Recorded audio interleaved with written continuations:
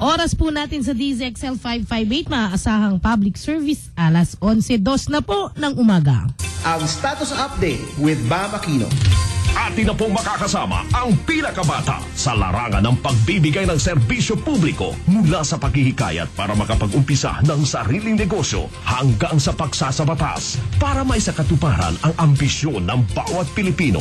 Senator Bam Aquino sa Status Update. Mga bida, alam po ninyo, pagnenegosyo ang susi sa kaunlaran ng ating pamilya at lipunan. Samahan po ninyo ako sa pagtalakay ng mga issue at negosyo tips na makakatulong sa matagumpay na pagdinegosyo sa ating bansa. Si Senator Bam Aquino sa programang Status Update. Pag-uusapan din ang mga usapin na may pakialam ang taong bayan. Status Update kasama si Senator Bam Aquino sa DZXL 558. Maaasahang public service.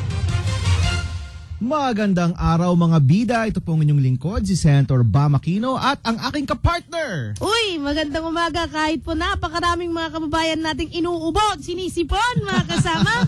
Ito po ang inyong abang lingkod man, ang Audrey Hidalgo. Nako, sabi nga nung kanta, rainy days and Mondays always get me down. Ayun. Although Pero hindi Monday ngayon. Wednesday. Pero kapag ang lakas ng ulan, syempre, parang ayaw mo nilang bumiyahe, no? Kasi talaga mababasa ka. Ayaw mo nang lumabas ng bahay. Ayaw mong lumabas ng bahay. Kaya po mga kaibigan, mag-ingat po tayo. Ang rainy season nandito na. At ang rainy seasons po ay, rainy season lang pala, kaakibat po ang mga sakit. Yun. So ingat po sa leptospirosis. Sa bahayan, no? Ubo, sipon, lagnat. Sabi ng mga kasama ko dito, love nut. Kasi pag umuulan daw, masarap daw may kahag. Oo nga. Hindi ko rin alam yan. Hindi ba alam ni Manang Audrey? Ayun. Pero seryoso po, mag-ingat po tayo. Alam mo yung isang napansin ko rin, kasamang Audrey, yung mga tao ay may natutuwa rin kapag umuulan. Siyempre. Kasi naglalabasan na yung mga jacket. Naglalabasan ng mga scarf. Yung mga forma na hindi mo may forma ng summer. Diba? Scarf na sa Pilipinas tayo, nagsascarf ba naman yung mga tao? Tama ba yun? Iba kanya-kanya siguro. Iba yun. Yung mga maninipis lang. Manipis lang. Yung iba kasi feeling winter eh. O yung mga kapal. Ulan lang po yan, hindi po yan snow. Ulan lang po. Ayan. Pamorma.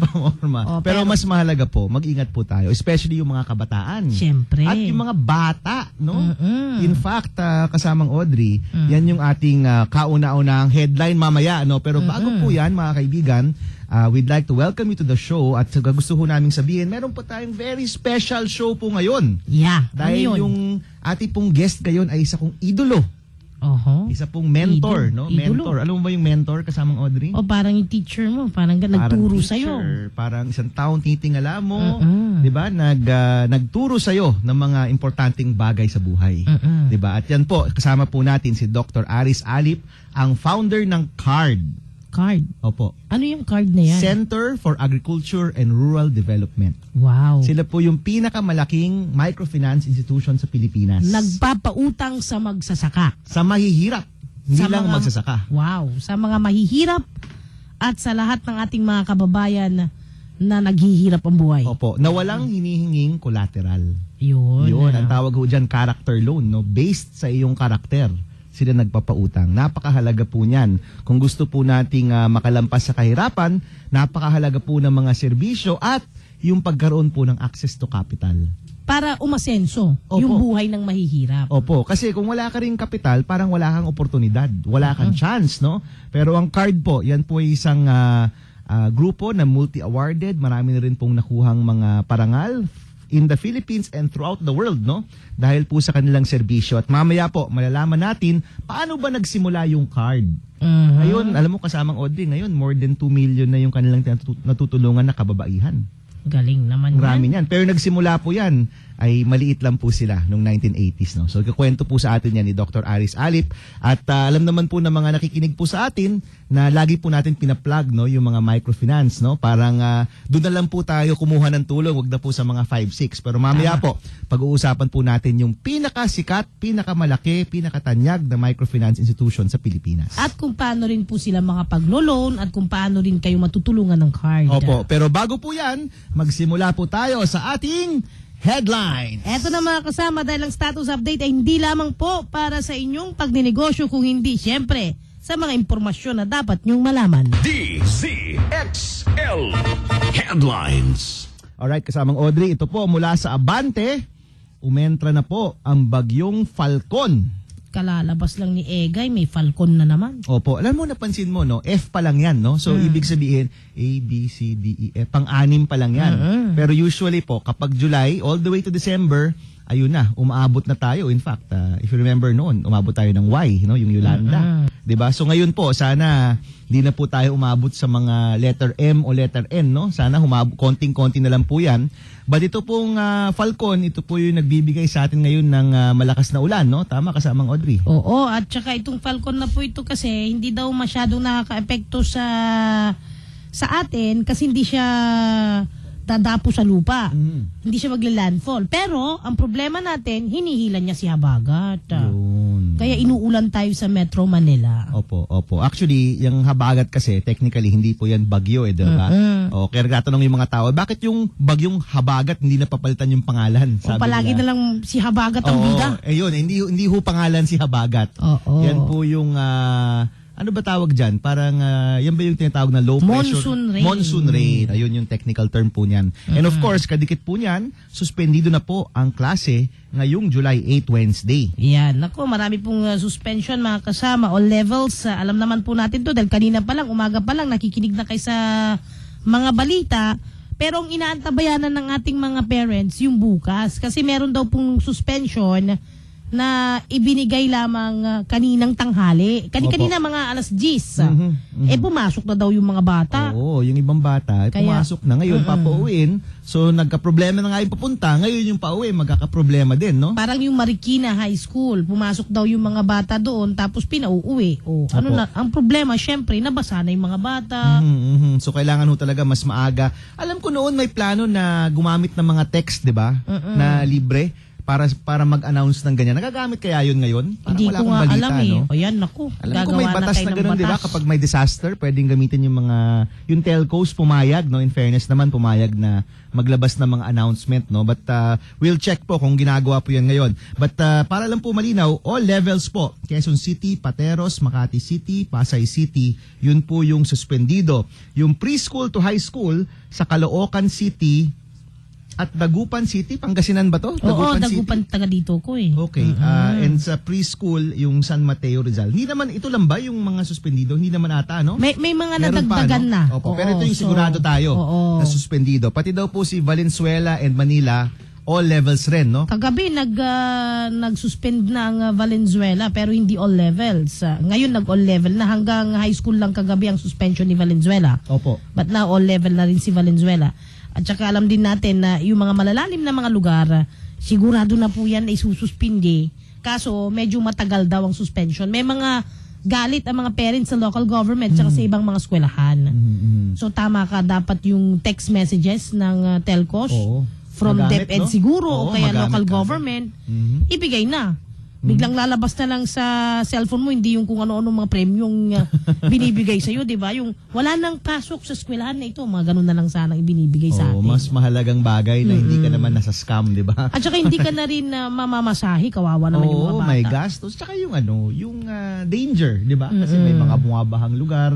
Anyway, so ang tabayanan po natin yan, of course, dito po sa DZXL, i-announce po yan. Kapag may balita, mauuna po siguro ang DZXL na mag-announce. No? Siyempre. Alright. Talking about Bagyo, si Bagyong Egay naman po, umalis na. Oo, umalis na. 7 Ano po yung sugatan. 7 sugatan, 6 million lang Ang pinsala. ang pinsala. Now, At ang maganda dito, hindi naman masarap, maganda dito, wala tayong casualty. opo. And alam mo, in fairness, no, mukha namang from kalamang Ondoy, 2009? From 2009 hanggang ngayon, parang paunti-unting nag-i-improve tayo, no? I mean, we can see, no? Hindi naman unti-unti. Actually, nag-improve na tayo pagdating sa disaster preparedness tsaka recovery, no? Parang nakita naman natin na yung taong bayan mas responsive na ngayon. Yung local government tsaka national government mas nakatutok po sila. And sana po itong Falcon ganun din po. Kukonti rin lang po yung sugatan at hindi rin po ganun kalaki yung damage, no?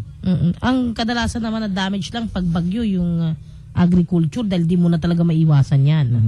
Okay, ito naman po, ito ho, dislike po ito. Oo. Mula po sa Pilipino, sorry. Ito like, no? Pero yung nangyari, dislike, no? Yung dislike po natin, syempre, yung nangyari pong trahedya sa MV Kim Nirvana sa Ormoc. Tama. Pero yung like po natin, si PCG Commander sa Eastern Visayas, sinibak. From Filipino Star ngayon. Opo, ito po, PCG po ay Philippine Coast Guard, no? At nagtatanong, kahit po kami, nagtanong rin, ano nga ba yung accountability, no, ng ating Philippine Coast Guard dun sa mga barkong lumalayag po, no? Kasi kung tutuusin po, kung di ako nagkakamali, sila po yung panghuling magsasabi kung pwedeng umalis mula sa port yung mga barko. And the Ormoc City is an island.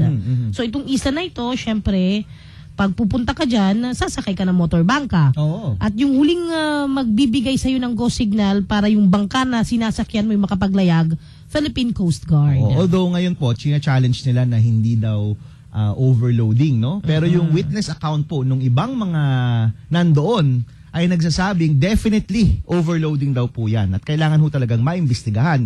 Now, alam mo kasamang Audrey, May 2014, nagpasok na ako ng resolution para i-check yung seaworthiness ng mga barko at bangka natin. Naku, napaka-importante niyan. Unfortunately, wala pong nangyari ng isang taon, no? Hindi po to nadinig ng ating Committee on Public Service.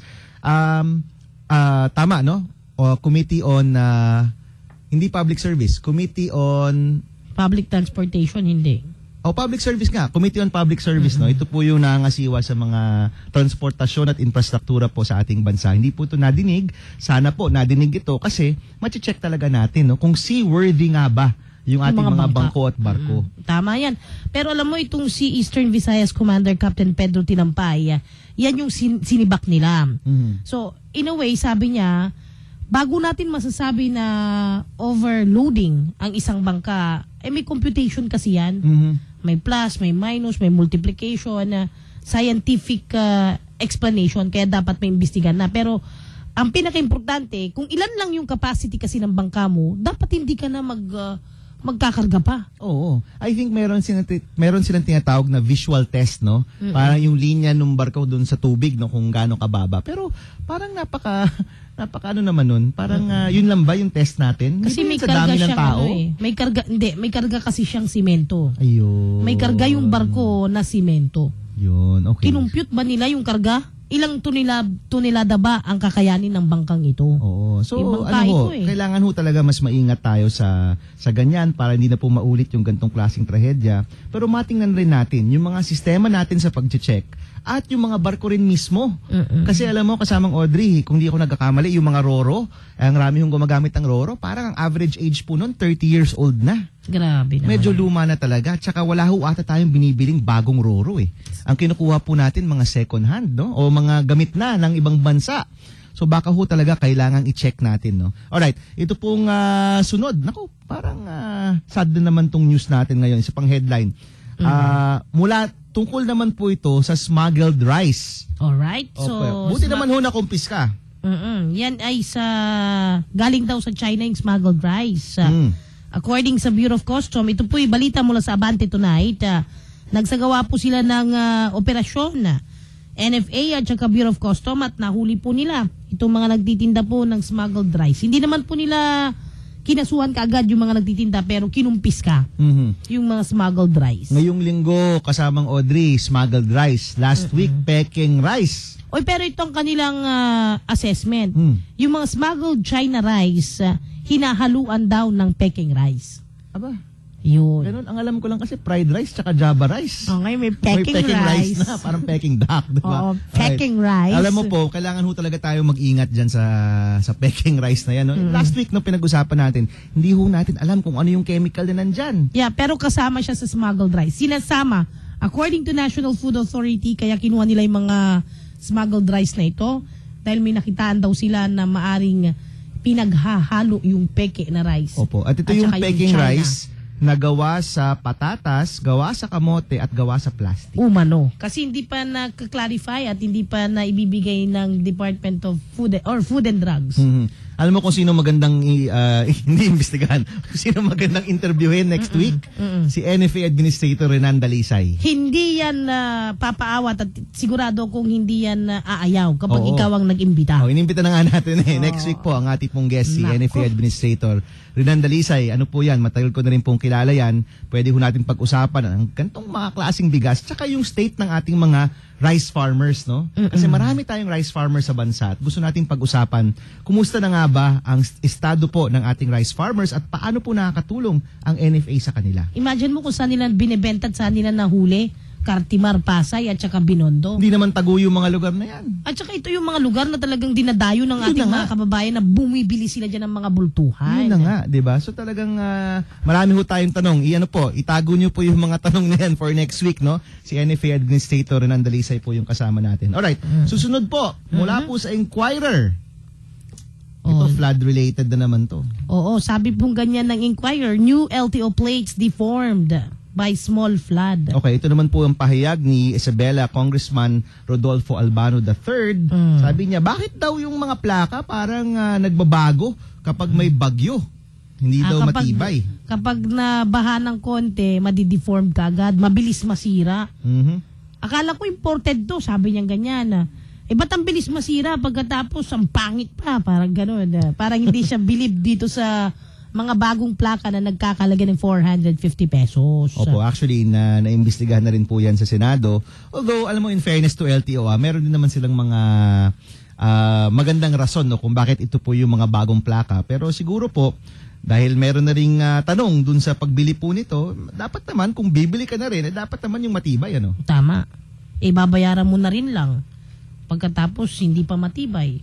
Mahal pa. Talagang ganyan. Alright, ito po, susunod. Ba't puro negative to? No? Wala tayong happy news ngayon na kasamang Audrey. Baka negative lahat ng nangyayari. Kasi umuulan. Diba? Malakas yung ulan, kaya sad yung mga ito po. Mula po sa Abante Tonight. Tama naman to. Striktong airport screening ng DOH ipatupad. Naku, napaka-importante nito. Kasamang BAM, lalong-lalo na pumasok ng MERS-CoV sa Pilipinas. At isang foreigner ang nagdala ng MERS-CoV dito. Although, nasa RITM at sabi po ng RITM, lalong-lalo na si Secretary Garin, malapit nang gumaling yung foreigner. Ang problema, daan-daan din ang nakasalamuha ng foreigner na ito. Opo. Ito po ay pahayag ni Congressman Sherwin Gatchalian ng Valenzuela. Sabi niya, kailangan daw po mag-ingat ang DOH. Tama naman po, no? Pero ang siguro po idadagdag ko na lang po dito, tayo po sanang bumabiyahe, sana cooperative tayo.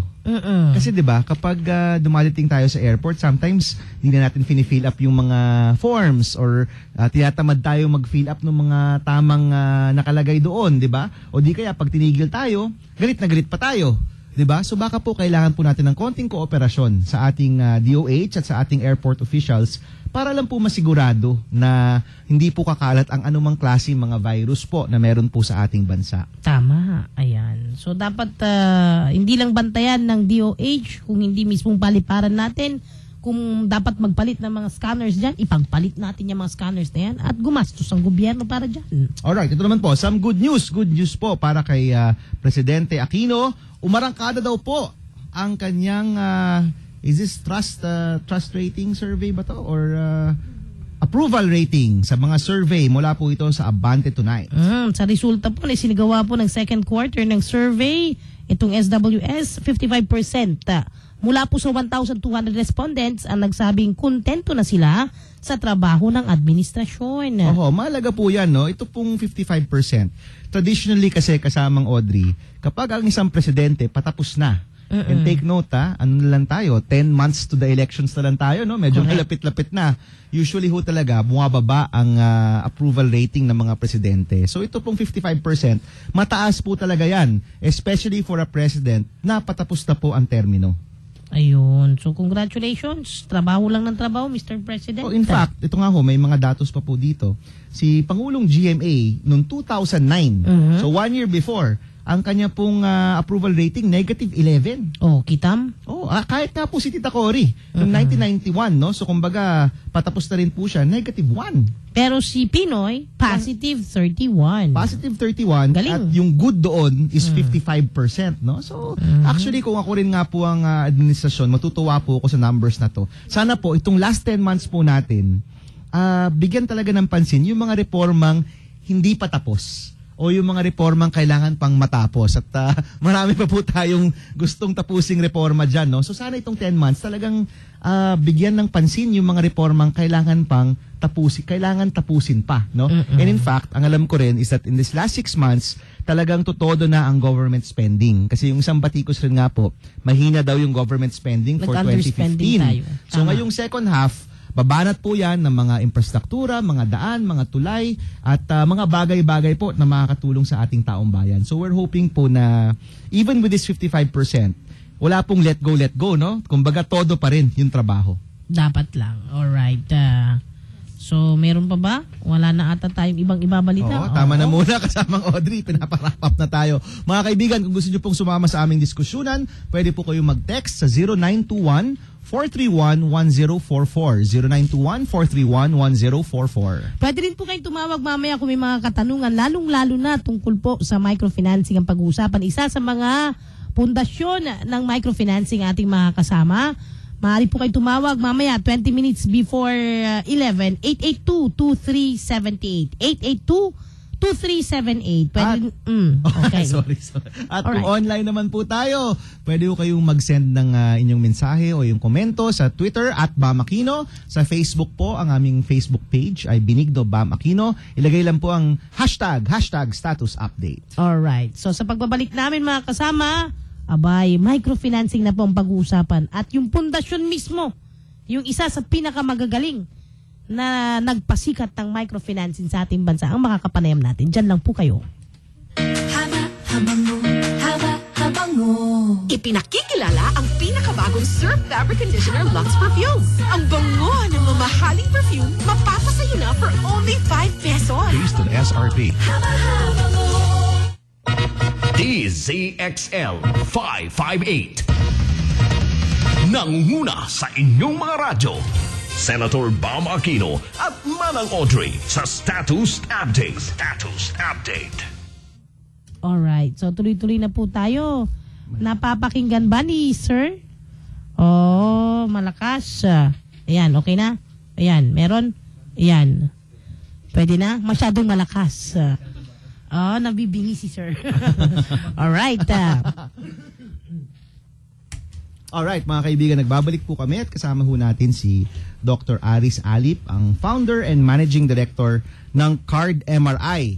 Ang CARD po ay Center for Agriculture and Rural Development Mutually Reinforcing Institution, isa pong Ramon Magsaysay Awardee noong 2008 for public service, among many other awards. No? Iba-iba po pong mga parangal dito po sa ating bansa at sa buong mundo. Dr. Alip, good morning po and welcome to our show. Magandang umaga sa iyo, Senator Bam. Audrey. Ayan, Audrey po. Hindi ko kaano-ano si Grace Poe.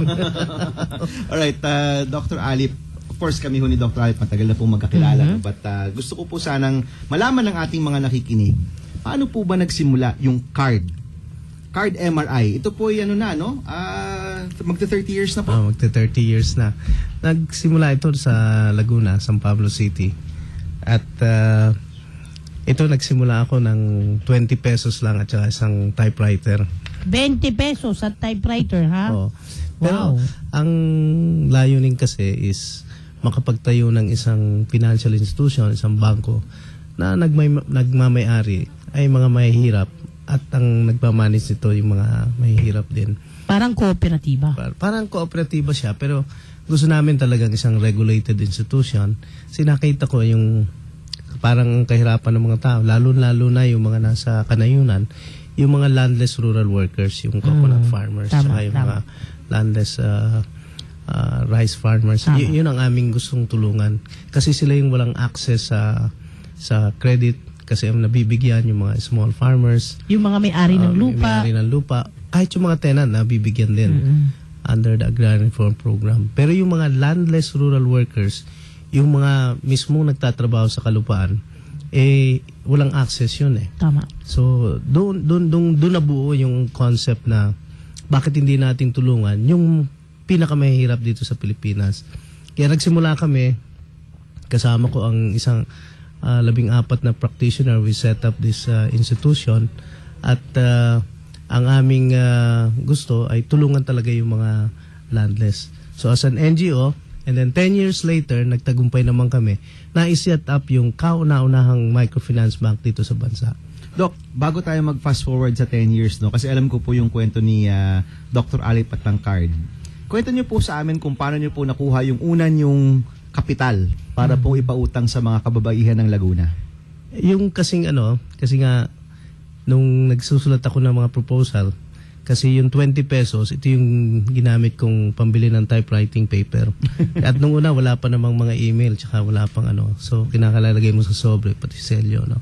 So yung typewriter, yun ang ginagamit kong paggawa ng proposal. Tapos pinadala ko yun sa mga funding agency. At ang title nung proposal ko is to establish a bank that is owned and managed by the very poor in this country. Siyempre nakakatawa yun because that was a very crazy idea at that time. Yeah. And wala nagbibigay ng funding. Nagpunta ako sa Japan. Doon ako humingi ng tulong kasi nga ang nakikita ko nung nasa PBSP ako, may mga kaibigan ako mga Japanese foundation. So pagka pumunta ako doon at pumupunta ako doon sa mga funding agency, nagta-travel ako, nilalakad ko yung Tokyo City. Bumabalik ako sa airport. Sa airport ako natutulog kasi wala akong perang pang hotel. Pero ayoko rin namang kawaan ako. Kaya pag tinatanong ako, saan ka ba? Where are you staying? Sabi ko, I'm staying in the complex of Narita Airport. Kasi yung airport kasi may mga hotel. May mga hotel yun, may mga restaurant. So, bahala sila mag-isip kung saan ako na So, doon na and actually, one of the major reason kaya talaga nagbigay ng funding, sa awa lang siguro sa akin kasi nakita nila yung desire ko to really push this kind of program and help the people. So yung unang ibinigay, yung $10,000 para magsimula. At kasi nadoble yon, naging 20,000 kasi yung aking kaibigan, sa takot na baka hindi maaprubahan doon sa funding agency nila, ipinasa sa isang funder. Dalawang institution ang nagbigay. So, tingin lang, sige, let's give it a try. So, alright. Doc, ang pangkaraniwang paniniwala ay mahirap pautangin ng mahihirap. Kasi mahirap nga, wala ngang pera eh. Pero sa microfinance, lumalabas po na kayang pautangin ng mahirap at kaya nila magbayad, no? Yan po ba ay isang kaalaman nung nagsisimula kayo na kukunti lang po yung naniniwala nung panahon yun? Walang halos talaga naniniwala. That's a very... Kasi pag mahirap ka, wala kang asset lalo na landless.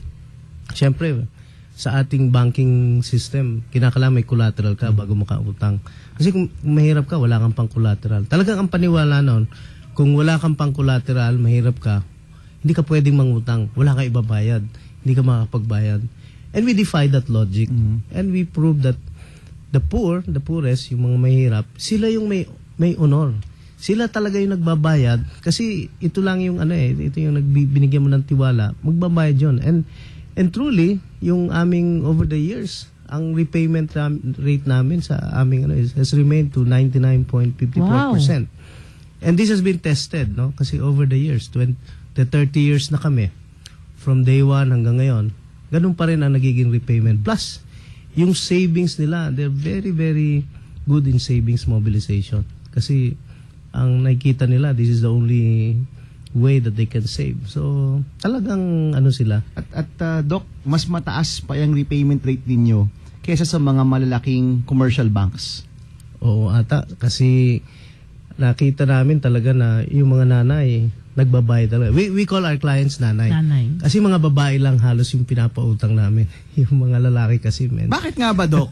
Baka alam ko yung sagot no? Pero bakit nga ba kababaihan po yung pinapautangan natin? Well, ang isang reason talaga dyan, the moment you give loans to the women at na-convert nila ito into income-generating activities, the first priority o yung pangunahin nilang gagawin, pag nag-increase ang income, food for the children, education for the children, clothing for the children, housing for the family. So yung priority will always be the family and the children. Sa mga kalalakihan, the experience naman, magtatampo yung mga lalaki because I've traveled around and I've worked in several countries. Pare-pareho The priority pagka nagka-income may mga ibang paggamit ng pera. So mahilig sa happy-happy. So So, minsan pinag-iinom, minsan ginagamit sa ibang paraan. So, hindi umuwi ang karamihan sa mga pangangailangan ng pamilya. So, sabi namin, this is what development is all about. If you want to start on development, start with the women because sila yung kasama ng mga bata nasa bahay. So, the change can really happen. At talaga nagbabayad sila. Doc, si Manang Audrey parang hindi naniniwala na ang mga kalalakihan hindi pwedeng pautangan. O naniniwala ka ba doon? Ako mas naniniwala ako na mas magandang pautangin ng mga kababaihan. Pero Doc, matanong ko lang yung credibility ninyo, yun yung una natin na natanungin dahil paano kayo pinautang para magkaroon kayo ng isang financial institution? If you go for a business of a financial institution, dapat may kredibilidad kayo. Kayo ba'y nasa banking institution dati? Sino po ba si Dr. Alip dati at naniwala yung mga Hapon na magbigay ng pera sa inyo? No, nobody ako noon. Actually, it was a vision and a passion. Marami nagsasabi, even my colleagues in UP, ay, medyo nasira ng ulo to si Aris. Kasi pero mo, gusto niya mag-establish ng bangko na nagmamayari, mga mahihirap. Tapos sila pa ang magmamanage. And that was very crazy idea 29 years ago. Pero ako, ang paniniwala ko, if you believe on something, you are passionate about it, talagang gagawin mo. And I was never discouraged, never deterred dun sa mga aking paniniwala. Sa akin, kung mangyayari talaga na sila'y pautangin mo at hindi magbabayad, expected yun kasi yun naman ang kinagawian. The difference is that when you're able to give them loans at tapos nakakabayad sila. Binayaran ka. Oo, 99%, 100%. Ibang istorya yon. Correct. Then you have changed the paradigm. So here, we're really challenging the conventional banking wisdom. Yeah. Diba yung conventional banking wisdom? Kung may collateral ka, pautahin ka. Correct. Mabibigyan ka ng loan if you will give kilos and kilos of feasibility study. Mga nana, yung mga mahihirap, marami nga doon, no read, no write. Kung wala mga hindi nga pirma yan, hindi makakasulat nung mga hinihingi mga cash flow analysis. Tammark na lang. Hindi mo kailangan ng ganung karaming dokumento. Kasi kung utangin lang naman 5,000, 3,000 pesos, one page lang okay na. Ang daming pang pagka yung maraming mga paper requirements, ang daming punong pinuputol mo pati doon So ito, you want to do speed. So yun. So we defy banking logic, the traditional banking concept. Where there is no collateral, pautangin namin. The poorer you are, mas pautangin ka namin. Gusto ko nga yung pinakamahirap doon sa community kasi pag nakabayad yan, then you have proven again na ito mas mahirap. Di lalo nang mapapahiya yung ibang hindi kahirapan. Kailangan magbayad din sila. Tsaka Doc, naala ko na nakakwento mo rin na malakas yung repayment sa mga conflict areas. Sa mga areas na may gera. Kasi yun, yung conventional logic nga, usually kapag conflict area, hindi dapat nagbabayad yung mga tao kasi napuputukan. Kasi may gulo. Pero in your experience, Doc, baliktad. Baliktad. Kasi years ago, kasi ako yung nagbukas sa sa Sulu, Tawi-Tawi, at saka dito sa Basila, no? Ito yung mga conflict area pa noon una. At about 8 years ago, ni-establish ko yung branch na yun. Kasi nga, ayaw magpuntahan doon. Sabi ko, ito ang kailangan bigyan ng tulong. And to my surprise, ang repayment rate namin till these days, almost perfect. Near perfect. I was opening a branch doon sa Batanes to really say na card is already there, no? Nung tumawag sa akin ang aming unit manager, sir, baka hindi tayo makakuha ng 100% repayment itong day na to. That was many years ago. Kasi nagkameron ng conflict. And that happened around 9 o'clock. Sabi ko, sige, kasi normal circumstance yan. After lunch, tumawag ulit sa akin. Okay na ho, 100%. Pinatapos lang ho yung putukan. Pero nagbalikan ho, tagbayad. I mean, this is the kind of discipline that they have. And today, we also have established branches na doon sa Sharif Agwak to have a presence in Mama Sapano, Ampato. Wow. Because these are the areas that need help. So we're supporting government doon sa peace process in our own way. And I think this is where microfinance play a very important role in economic activity. And to my surprise, tuwang-tuwa yung mga nanay na nabibigyan ng loan kasi marami doon walang hindi nakakasulat. Ang sabi sa akin sir, maalam na ho kaming pumirma kasi pag-uutang, dati ho, tammark lang. Ngayon, nakakapirma na sila Marunong and na. in a way, you're also educating So, Tsaka, Dr. Alip, isa pa yung sigurong challenge dun sa conventional, sabi nyo nga po, conventional logic or yung pangkaraniwang pagkakaalam sa isang bagay. Kasi marami mo nagsasabi, kung mahirap ka, siguro tamad ka. O kung mahirap ka, siguro hindi ka magbabayad. No? But actually, napakita po natin na may kaya ang disiplina, no?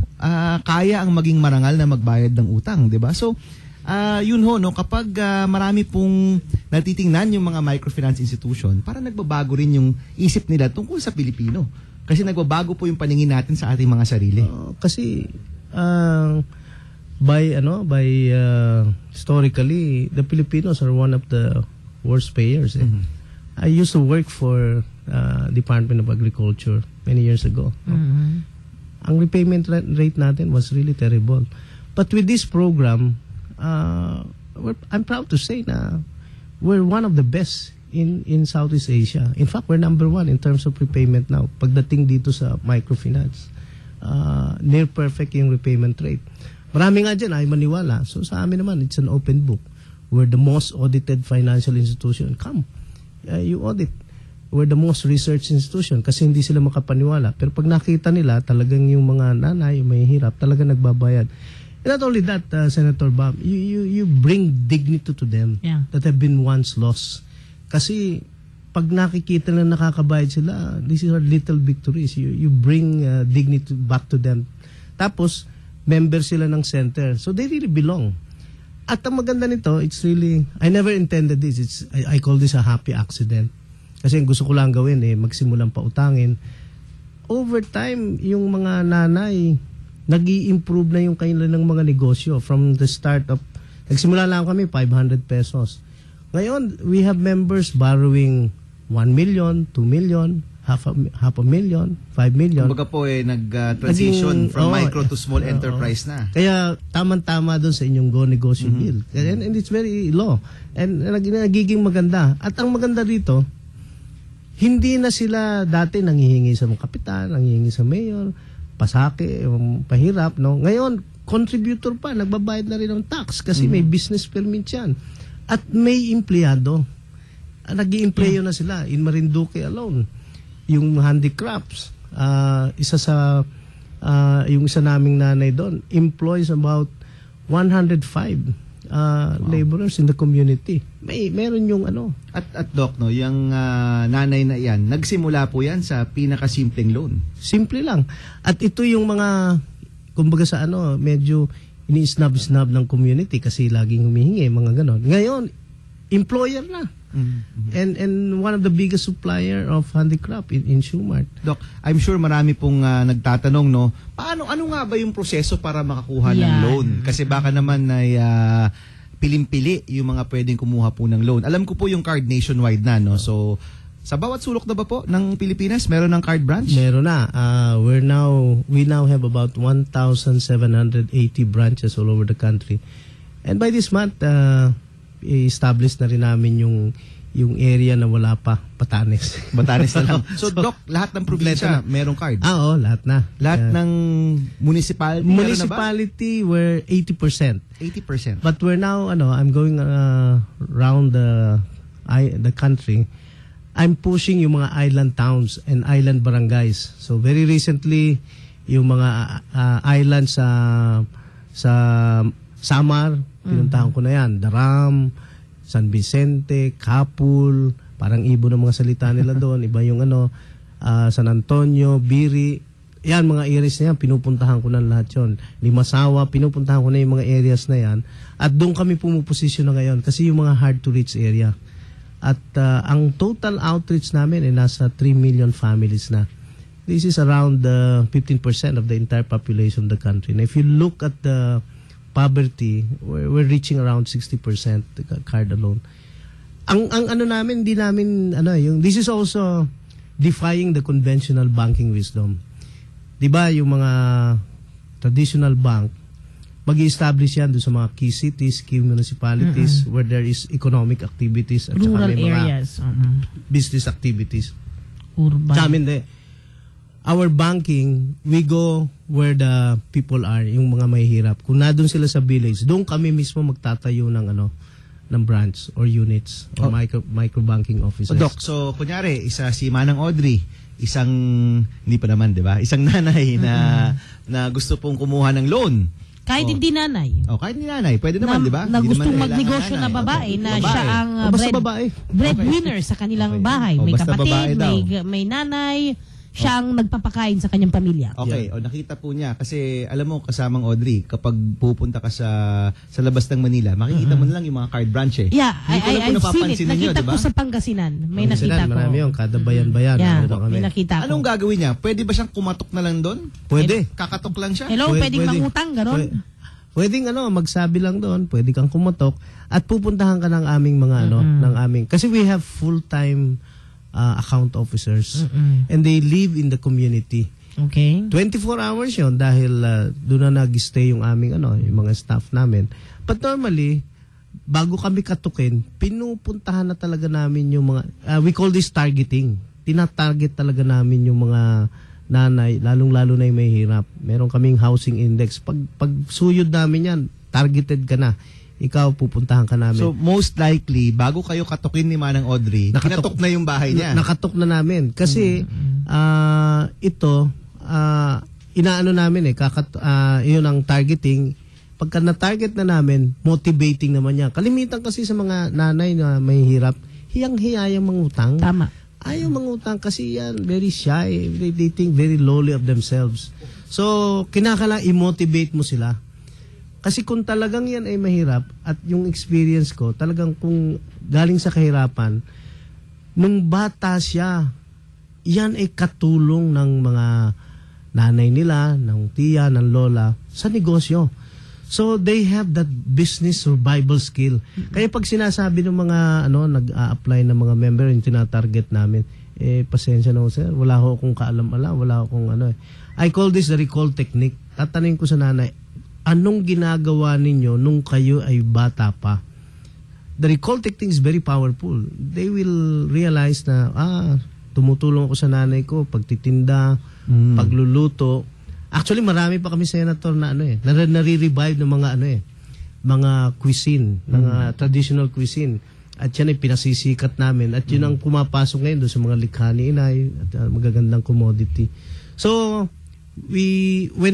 pag na-target na namin, na-motivate, sasabihin namin, you come to the center meeting and attend our weekly meeting. At yan, papa-attend na namin ng weekly meeting. Hindi kagad namin papahiramin. Mag-undergo muna yan ng mga value formation. Siyempre, kinakailangan yung system na pinatatakbo dito. Bakit kailangan mag-save? Bakit kailangan sa negosyo dalhin? Tapos, binibigyan din namin ng mga education. After 2 weeks, or 3 weeks na pag-attend ng meeting, 1 hour lang naman yun, sisimulan na namin, pwede ka na magsimula ng isang negosyo. Sa umpisa, pwedeng 1,000 pesos, 2,000 pesos, maliliit na bagay. Pagka yun nabayaran niya over a period of 3 months or 6 months, doblehin ko yung utang. Kung from 3,000, 6,000 naman. Kasi para yung staircase pag-akyat mo ng unang floor, o second naman, o third, hanggang sa lumalaki ang negosyo. So, at kumbaga po, nabibuild talaga sila. every step, nandun ho kayo. We're there. Kasi basta pumasok kami doon sa lugar, we never get out. This means we will really stay. Because the vision and the mission of CARD is poverty eradication in this country. We're not here just to do microfinance or microinsurance or other development. We're here and we have reorganized ourselves to really eradicate poverty in this country. Doc, may tanong ako. Kasi last time kami nagkaroon ng show tungkol sa microfinance. may mga nagkomento po. Sa mga microfinance na yan, 2-3 linggo, may seminar pa. Sa 5-6, ikaw na po yung Lalapitan at liligawan. Oo. Ngayon na. Ito na yung pera. Lalagay Ayan pa po na. sa kamay ninyo. Ano pong komento nyo doon sa mga 5-6 po?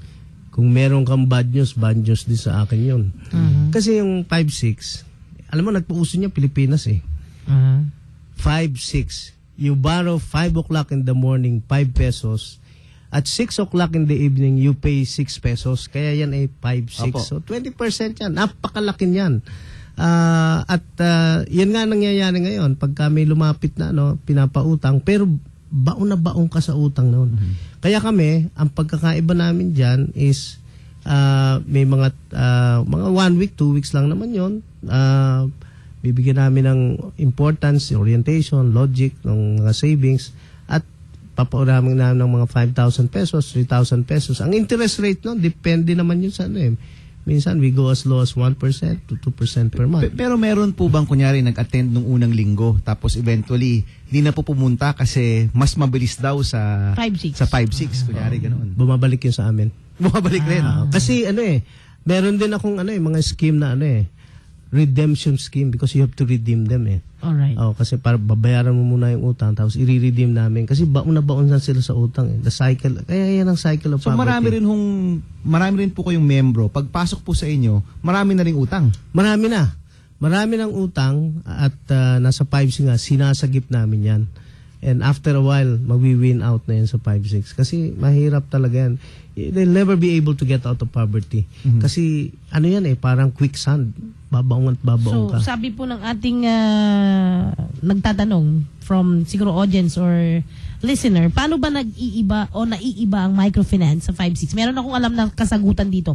5-6 is illegal and microfinancing like yours are legal. So, kapag nangutang ka sa 5-6, pwede mong hindi bayaran, di ba?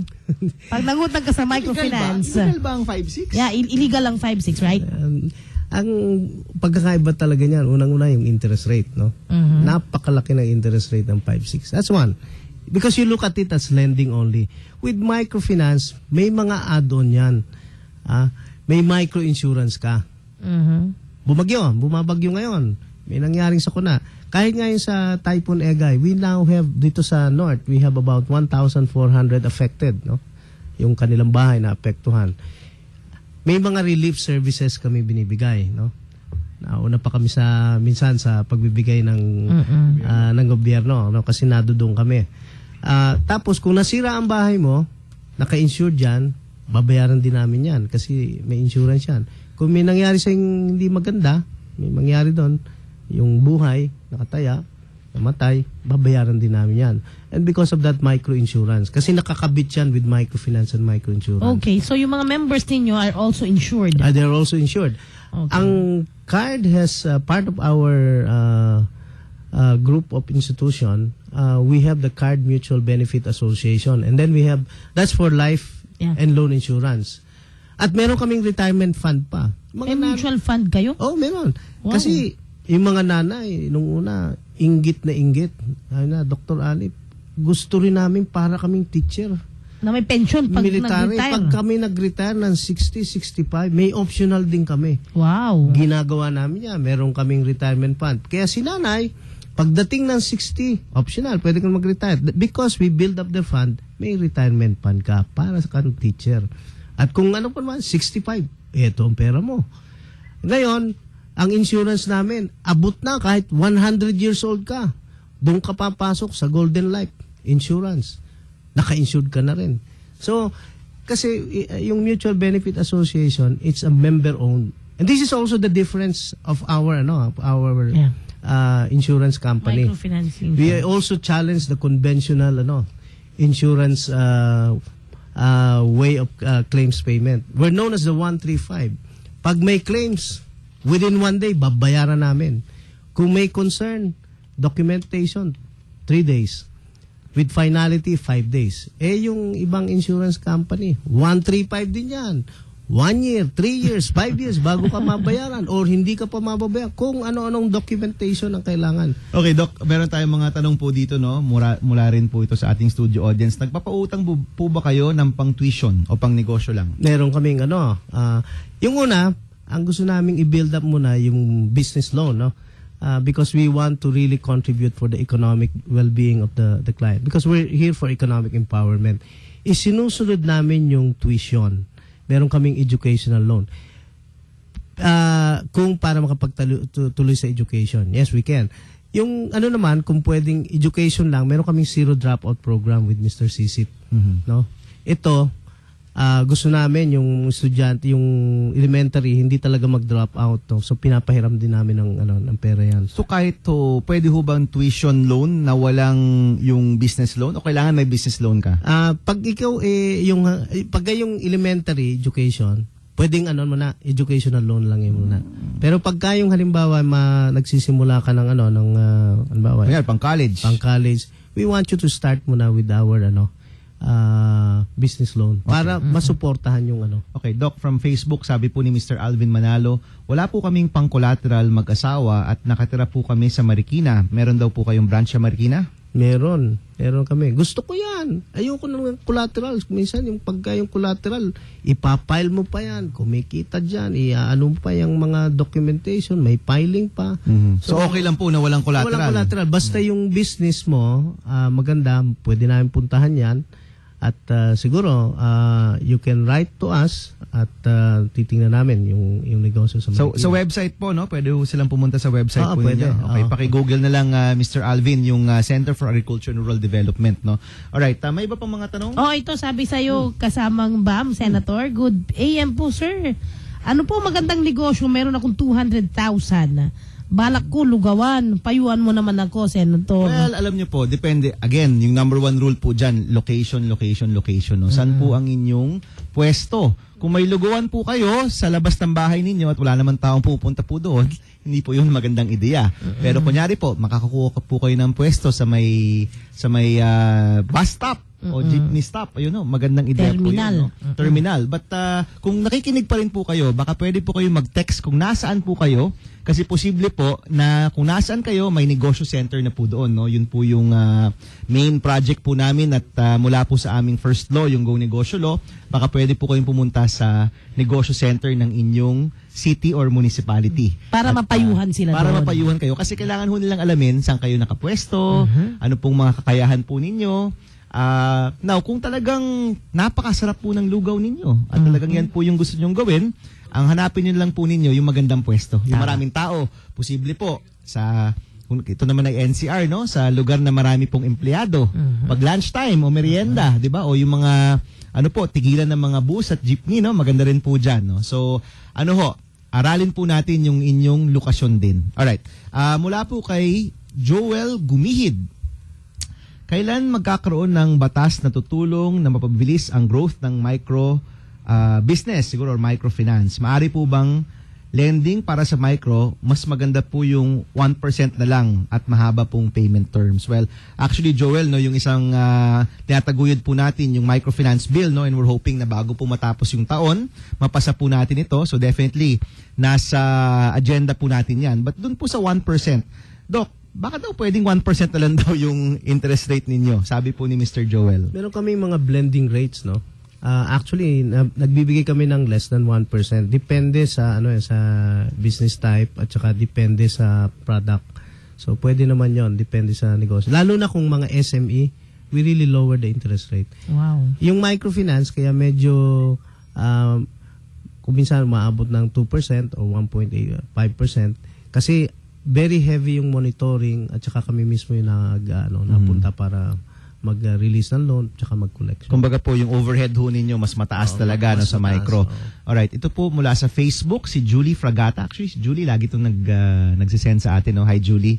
Sabi po niya, Card 1 graduated batch 12 financial literacy program ng Card OFW Hong Kong. Mayroon ba kayo sa Hong Kong? Meron kaming program dyan. Senator Mab, mabuti na gusto ko rin banggitin yan, Audrey, no? Meron kaming program sa Hong Kong at meron kaming regular training program, seminar on financial literacy. Para yung mga nanay na doon sa Hong Kong, alam nila kung paano gagamitin yung pera. So many of them are depositing with us. At pagka nag-deposit sa amin at lumaki yung deposit, pagbalik nila dito, dinodoble namin yon. We match their fund para makapagtayo sila ng negosyo at makapagtayo sila ng bahay kung gusto nila. Kaya very strong yung aming program with Hong Kong. In fact, we're replicating this model in Singapore.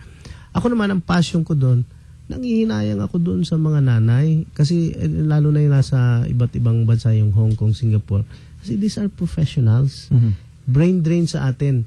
Gusto kong ibalik sila. Marami na kaming napabalik sa Hong Kong. Marami na ditong bumalik as teachers and also as midwives. And very successful. Tapos yung mga family nila, tinulungan namin makapag-set up ng negosyo. Especially in the North. May mga program kami dyan. Doc, matanong ko na rin po, ilang bansa na po ang presence ng card? Alam ko na kayo, multinational na kayo ngayon, di ba? Hindi naman, lang, because of the request of a number of institutions from other countries. We have a presence in Indonesia, Cambodia, Laos, Myanmar, Vietnam, and of course Hong Kong. And we want also to establish for the OFWs doon sa Indonesia. We're invited to go also to Japan to set it up also.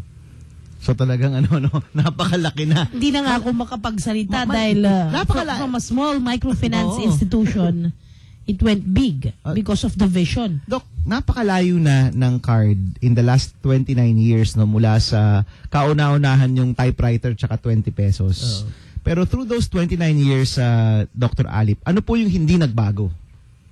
Ang hindi nagbago yung the discipline, the culture that we have. Lagi kaming nakababa dito sa pangangailangan ng mga nanay. The vision has never changed.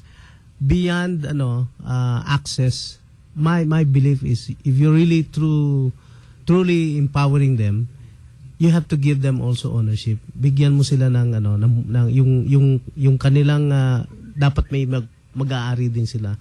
So yung card bank and number of card institution are substantially owned by the members. Yung microinsurance company 100% owned by the members. So kaya isa rin yun sa the reason why siguro kaya napakataas ng repayment rate kasi kanila yun They belong. They belong. Kanila yun. They can relate. Sabi nga.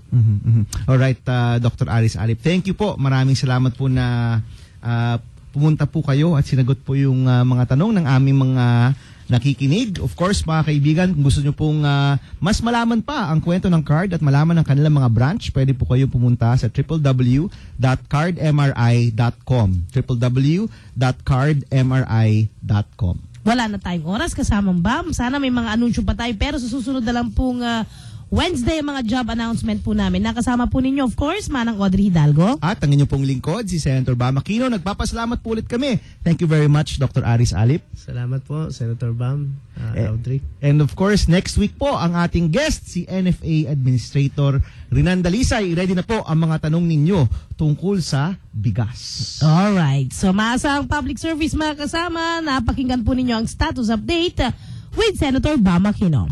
Sulit na naman ang inyong araw ng Miyerkules sa mga tips na inyong napakinggan kasama si Senator Bam Aquino sa programang Status Update. Hanggang sa susunod na Miyerkules, alas 11 hanggang alas 12 ng tanghali dito sa DZXL 558. Maaasahang public service.